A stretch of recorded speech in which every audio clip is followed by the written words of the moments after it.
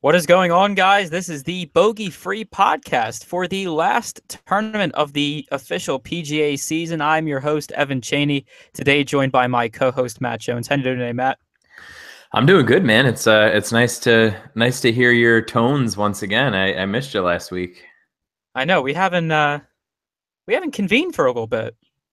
I know we've been bouncing back and forth, so I'm hmm glad we're reunited for this unbelievable slate of 30 golfers. Yeah, this is weird. Only It having is, a few right? guys.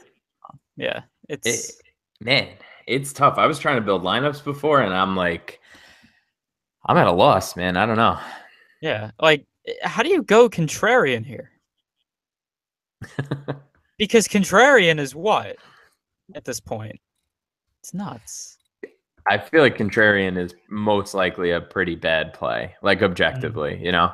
Yeah. Um, it is interesting. They loosened up the pricing a little bit, um, just to the extent that like it goes all the way down to 6,200 this week. Like last week, you couldn't fit sort of whatever you wanted up at the top, and I feel like there's a little bit of wiggle room this week. So that'll be interesting to see how lineup construction goes. But I guess we'll figure that out as we go along, right?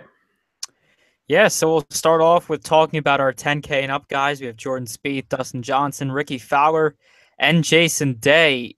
Matt, who are you really liking in this range and why? I mean, you can't.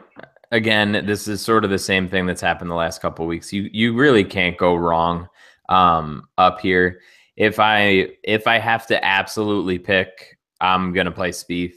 I don't care that he's the most expensive. I can't believe that he hasn't won one of these tournaments. You know, he's been runner up a couple times during the playoffs. He was seventh last week. He's scored the most DK points despite not winning in that time frame. So I'm fully in on Spieth. Um, Fowler looked really great last week as well. I'm not really as impressed by DJ for obvious reasons. I mean, he was like mid 30s last week. You know, he won the Northern Trust and is sort of trending in the wrong direction. He lost strokes basically everywhere except for off the tee. So I'm a little hesitant to pay that price for him. Not saying that he can't win. I mean, obviously the guy is supremely talented, but if I had to fade somebody, I would probably try to stay away from DJ. Okay, yeah, I mean everyone else in everyone else in this range seems pretty reasonably priced. Um, where do you think ownership's going? Like, I know you have your personal preference on who you think's the better play, but where is ownership going in this top tier? My guess is going to be maybe Fowler or Day because they're cheaper, but I could be wrong. Yeah, I mean, from just sort of like a recency bias sort of lens, I would think that Spieth with his couple of runner ups would be pretty high owned. I think he's reasonably popular on a week to week basis anyway. Looking at it now, Fowler and Day actually have the least tags. They have 12 and 10 tags each, compared to DJ's 19 and Spieth's 26. So it might be a little heavier than I was even thinking. I hadn't looked at FanShare yet, but it might be a little bit way more concentrated on Spieth. At least looking at it at the moment. I mean, what's your feel for this? Do you think this is just you have to go game theory and say just I know Spieth might win, but screw it. If he doesn't, I'll be in a good spot. Yeah, I mean, if Spieth is going to be the highest owned, given the highest probability of winning this tournament and having the highest DK score, I would go somewhere else. Yeah. And especially because like none of these golfers are like none of these guys at the lower tier in price are necessarily bad plays. Like they're all solid golfers if they've gotten this far, Right. right? So Except for they're Hideki. not. Yeah. I want no No, part it's of like Hideki this week, but we'll get there. no, but like no one at this bottom tier is necessarily bad. Right. No, of So course. yeah. So it really makes stars and scrubs a popular option this week in terms of lineup construction. Right. That's probably why Spieth might be in like the 25-30% ownership range. Right. And if that's the case, you're probably going somewhere else because it's not like someone's fitting in Spieth Johnson or Spieth Fowler, right? Like maybe it's possible, but I I don't mean, know. they like I said, they did loosen it up a little bit where you can theoretically get away with that. I mean, if you start off Spieth DJ, you have 6750 left for each spot. And the salary does go down to 6200. I'm not saying that's optimal by any means because I don't think it is. Yeah. But I mean, if you I'm looking here down at that range. I could see maybe not Spieth and DJ, but I could see like you could go Spieth Day. You still have 7K left, over 7K left for each spot. I mean, it would be interesting. I don't know how people are going to land on that though. Like I think a GPP lineup this week that's going to be lower owned will probably be more balanced. Wouldn't you think? Yeah, I mean, I just built a line here. Like in 2 seconds, I mean, you had Spieth. I got Spieth Johnson, then Xander, Kisner, Berger, and Henley, and that's right within the 50K cap. Right. So it's pretty simple actually to do it. Yeah, I mean, you need three guys probably in the top five. Like that's the only way you're going to make any money. In a GPP this week, you at least need three guys in the top five, probably four guys in the top 10. I would say, realistically. Yeah, definitely. So we'll move on from that group of golfers here. We'll go to our 9K guys where we have Justin Thomas, John Rahm, Hideki Matsuyama. Those are three guys there. So I know you're on full Hideki fade this week. Yeah, Why Hideki's so? gross, man. I mean, he's just. I was looking today, and he had four putters out on the practice screen. Like he just can't figure this out, man. It's like. Take your wife to mini golf and like hit some putts. Like, what are you doing? Honestly, like, how can you're a professional golfer. Like, you shouldn't be just consistently losing strokes while you're putting. Like, it's wild. And I mean, he hasn't played well in the playoffs at all. He goes out and wins the Bridgestone, right? He comes top 5 in the PGA Championship. Then he misses the cut the following week at the Northern Trust and struggles to make a top 25 at the Dell and is 47th out of 70 at the BMW last week. Like, no, thank you. I have no interest. I can't stress this enough. Like the last 3 weeks, he's had the 27th most DK points in the field. And in case you forgot, there's only 30 people in the field. So it's just brutal. I mean, there's no way around it. It's something's wrong. Something's wrong. I don't know what it is besides the putter. I mean, he lost some strokes on approach last week, which is very unlike him. Even being neutral for him, I think is sort of a rarity. He's usually a guy who's good to gain like 4, 5, 6 strokes on a regular tournament when he's on. So I'm not messing with Hideki until the next WGC event, probably. You have to love Rahm, right? I mean, I would anyway. Like even if he was coming off like 3 missed cuts, I would love him. But I mean, definitely in this range, definitely in this 9K range. If you have three guys and you're already going to take one out, then Rahm and Thomas definitely have to be on your radar, right? Absolutely. I mean, Rahm, 3rd, 4th, and 5th in the 3 events this playoff swing. So, I mean, if you can find a hole to poke, then Godspeed, because there's no way I'm fading him. I'll be well overweight on him. And honestly, I'll probably be pretty overweight on Thomas as well. As we stand right now, they're tagged pretty similarly. They're 15 and 16 apiece. So, and Rose is getting talked up a lot this week. So I might just go real game theory, fade Spieth, fade Rose, mash in Thomas and Rahm and just count money this week, you know? Yeah, Rose $100 below the guys we're talking about now. I mean, is that, I don't know, is that all we got for the 9K guys? Can we move on to the 8 or? Yeah, I would think Okay. so. Yeah. All right, so yeah, we'll go to these 8K guys. We have Justin Rose at 8,900 that we just talked about, Paul Casey at 86, Leishman at 84, and Koepka at 81. Definitely know you're going to go overweight on Justin Rose this week. How else are you approaching these 8K guys where we kind of get to a mid-tier on this DK pricing scale, which I don't think is going to be popular given how easy it is? Figured out how easy it is to get multiple guys in that very top tier of pricing into your lineups. So this is definitely going to be a contrarian area, I would imagine. Yeah, I mean, if you can realistically, all four of these guys are reasonable plays this week in the 8K range. Maybe Koepka is sort of, I don't want to say trending in the wrong direction. Like he's done better the last couple of weeks. He's been, I think, 18th and 12th in the last 2 weeks, or somewhere around there.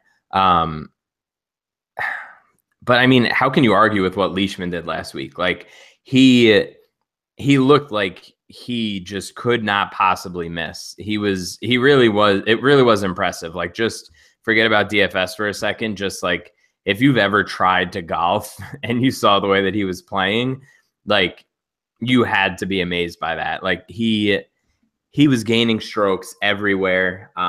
And his tee game wasn't even that great. Like if he can find some off the tee stuff this week and he strikes the ball like he did last week, I don't see how anybody can beat him. Like he was that good last week. You could throw in, like I said, 3 out of 4 of these guys and have a totally differentiated lineup in a GPP, no matter which other direction you go, I think. Mm-hmm.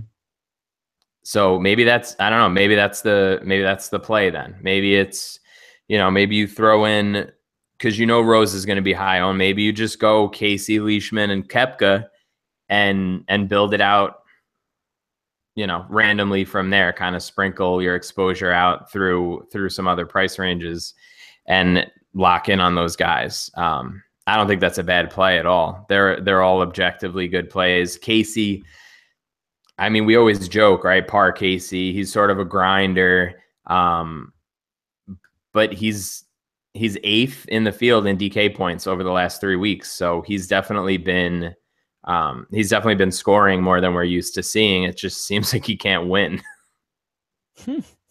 Right? I mean, like, true. I don't even remember the last time he actually won a tournament. I'm really racking my brain here. Exactly. He's got a ton of runner-ups, but I really can't think of the last time he won like a reasonable tournament. So that's kind of where I'm at in that range. I think they're very GPP worthy. I think cash, I'll probably pay up a little bit more and do a little stars and scrubs sort of thing, because I think that'll be the popular build.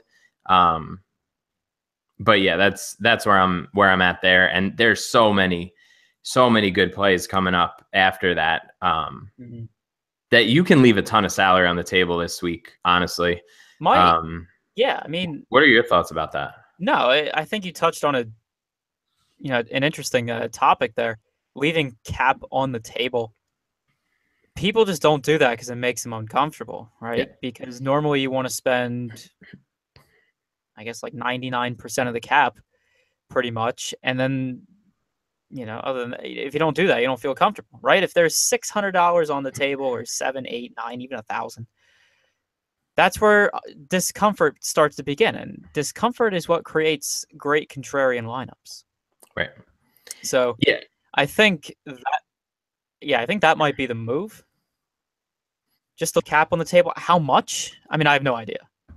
Right? I mean, you can make the argument maybe 1,000 to 1,500 might be reasonable. But once you get to like $2,000 left, or like anything just above 1,500, a little bit nuts, right? Yeah, I mean, you can. I'm just trying to throw something together just to see like how gross it could, how gross it could be before I'm like, nah, I can't. I couldn't I actually mean, pull the trigger on that. theoretically, you could just take a bunch of the 6K guys at the bottom, and that Yeah, would be your I mean, yeah. what I was saying before about the 8K guys. So say you throw in Casey, Leishman, and Kepka, right? You could play Cantlay, Finau, and Kuchar, and you have $2,300 left. Like, I'm not saying that that's the best lineup in the world, but it's something I would be comfortable with, right? If you're throwing in like 10 entries or 20 entries into one of these contests, like these smaller buy-in contests, why not take a shot like that? You know that with $2,300 left over, you're really, I mean, what are your odds at having a duplicate lineup at that point, right? Yeah. I mean, that It's that's not also an great. interesting. Yeah, it's also an interesting thing to think about too, is duplicate lineups, because I don't want to like range into Deegan sports here, but NASCAR in DFS NASCAR, this is an issue. I'm not. First off, if anyone from a certain website is going to get involved in a spat here, I'm not trying to start that spat because I've already had that spat on Twitter. But there's a ton of duplicate lineups in NASCAR when chalk hits. Right. One of the weeks I remember in the 50 or in the $8 Beast GPP in NASCAR, there was a 56 way tie for first. Yeah, that's wild. And that's because chalk hit, and chalk hit very well. So and the thing is, like, that only happens because there's only like 40 drivers to pick from each week. Right. So you only have 40 people. You only have 40 people in the player pool. Here you only have 30 people in the player pool. So yeah, I mean, duplicate lineups are going to be an issue, especially if chalk hits, because someone's going to be chalky, and or certain people are going to be chalky, and certain lineup builds are going to be popular. Right. I mean, if you throw in like, I don't know, Rose, Spieth, and X, whatever other like close to chalky play there is, you're probably, if you're in a larger tournament, you're gonna have a duplicate lineup. There's only 30 choices. Oh yeah. Like like the dog leg for sure. yeah. Like if you enter the dog leg, if you enter whatever, even the quarter arcade, you're gonna find duplicate lineups and a ton of them. So you really just want to create unique lineups, right? You want to create however many unique lineups you're going to build.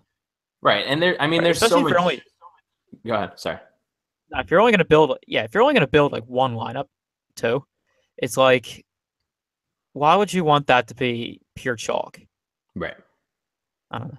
Anyway, there's other golfers to talk about on this slate, so we will discuss them. We are now in the 7K range of golfers, where we have Sergio Garcia, Cantlay, Matt Kuchar, Kevin Chappell, not making that mistake again, Patrick Reed, Webb Simpson, Charlie Hoffman, and Tony Finau. Where is exposure going here for you?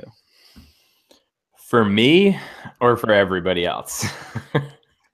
Well, you can talk about you, and then you could talk about everyone else, or whatever variation of that you'd like. I think Chappell's going to be, looking at fan share, I think Chappell's going to be pretty popular. He's being talked about.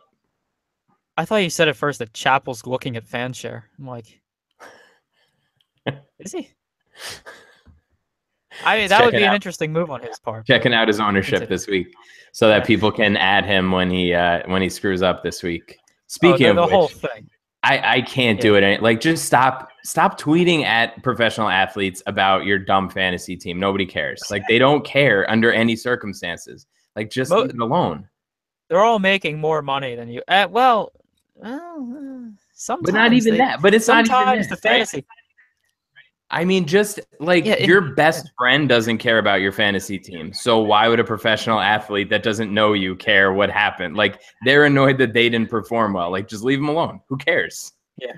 No, I know exactly what you're talking about, but yeah. It's interesting though when people do that. Like the logic is interesting Yeah, and it's like, behind that. what world are they going to be like, you know what? That random Twitter egg told me to do better this week, so I'm going to make sure I make that extra touchdown catch or, make that extra birdie, Yeah. whatever. Like, it's just such an outrageous thought. Like, when you break it down into just logic, you're just like, just stop. Like, you can complain about people. You can say like a player did poorly. That's perfectly fine. No, yeah, Just the don't tilt throw is it in their different. mentions. Yeah, It bugs me. I don't know. Um, Not a fan. Sorry. Clearly. no. It is an interesting point to be made there. All right. But So yeah, I mean, back to the 7K guys. yeah, we've really gotten off the beaten path here. This is what But happens when there's only 30 guys. We have and all that's this true. other DFS Twitter nonsense is happening. No, I'm not saying you're wrong. You're very spot on that actually. But yeah, in the 7K range though, where are you going? I'm going Cantlay under all circumstances. I don't know if you read like the story that came out in the New York Times about him this week, but if you haven't, if you read that and you can't root for this kid, I don't know what's wrong with you. He's made every single cut this year. This was his 12th or 13th event this past week, and he's in the FedEx Cup, like Tour Championship. Like he's obviously an unbelievably talented golfer. There's no doubt in my mind that he could easily win this tournament despite the strength of the field. And I think for his, 7,800 is nothing. He's not even costing you anything. So I'm fully in on Cantlay. I do think Kuchar's worth a look this week again, as always. He kind of struggled up in Boston, but last week he came right back and had a top 5. So I think that was really more of an aberration. His putter left him in Boston at the Dell, and he's sort of back to what you would expect of him. Other than that, obviously Finau was just shot out of a cannon last week, but he had played so poorly the couple weeks before that. If you think he's completely turned it around, I have no problem playing him. But has he is the question. Right. That's the thing. But again, a week like this, you need to have conviction on these plays because they're going to be, there's a really solid chance that you're going to run into people who also feel either the exact same way or the complete opposite. And Finau isn't being talked about much despite his strong performance. Patrick Reed, nobody is talking about. He only has one tag on Fanshare as of right now, which, may be warranted after his finish last week. But still, he was 6th in Boston. He's a streaky guy. You got the President's Cup coming up next week, which he's probably looking forward to. I don't know if you know that, but he kind of likes those events. So, I think they're all fine. I think Hoffman's okay, but I'm just going to be really heavy on Cantlay and Kuchar. And I'm going to fade Chappell. I think he's objectively a good play, but I don't think you need to have him. And I think he's going to be too popular for what I assume are his odds to actually, win this tournament. Okay. That's a fair take there. Any other points on these 7K guys? Any other life stories? No, I don't think so. No Sergio this week. Just never Sergio. No, sir. Sergio and Keegan are in the same boat. Well, Sergio had his one time. Yeah. Oh yeah, he's done. He had his one time. He's fine. He was happy. He got his little green jacket, and now he can go scratch. We'll play somebody else. There you go. All right, so we get to the 6K guys here, which is pretty much everyone else in the field. Berger, Xander, Kisner, Henley, Duffner, Woodland, Perez, Stanley, Harmon, Vegas, and Hadwin. How about Gary Woodland, huh? Yeah. My boy came back last week, finally. I didn't get any mentions from Raj and Wedge last week because or the last 2 weeks, really. He's done well. So I'm fully in on Woodland, but that's every week. So Yeah. And you can guess who the other guy I'm fully in on is, I would imagine. Duffner. All the Duff, right? No Duff. No Duff. Did you, I forget who tweeted it out, but did you see they, the PGA site, like, put out the sort of mathematical possibilities for each player to win, to actually win the FedEx Cup? Did you see that at all? I didn't. It was like, because he's last, so he's 30th right now. So it's like he needs to win the first, like, top 3 guys can't finish in the top 20. Like, the next 5 guys can't finish in the top. It's like basically impossible. Like, everybody would just have to withdraw, basically. But you're still saying there's a chance. Oh yeah, there's a, like, they had to say that mathematically it's possible, but unfortunately, Duff Daddy is not gonna be hoisting the trophy on Sunday. Wow, he had a good run. But you got to go Xander here, no? I guess. I mean, if you're paying down, you could do worse, right? I mean, I don't trust Kisner as far as I can throw him right now. He's been just awful, like completely awful since the PGA. He's done nothing. Mm-hmm. He lost 10.5 strokes last week. Wow. Like, that's a lot. That's not good. No, it's not good. It's not good at all. I mean, he was 67th, right? So he was like 3rd to last because Danny Lee withdrew. So he was basically dead last, lost 7 strokes tee to green, and lost 3 strokes putting. Like, just awful. Just really awful. So I'm not touching him. That's one of the few guys where I'm like, there's no way I'm even sprinkling him in.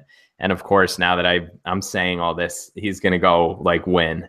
But I just, objectively, you can't trust him, right? I mean, even Berger hasn't looked great. He came back up a little bit last week, but at the Dell, he lost like 7 strokes putting. Like, some of these guys are just completely falling off the rails these last couple of weeks.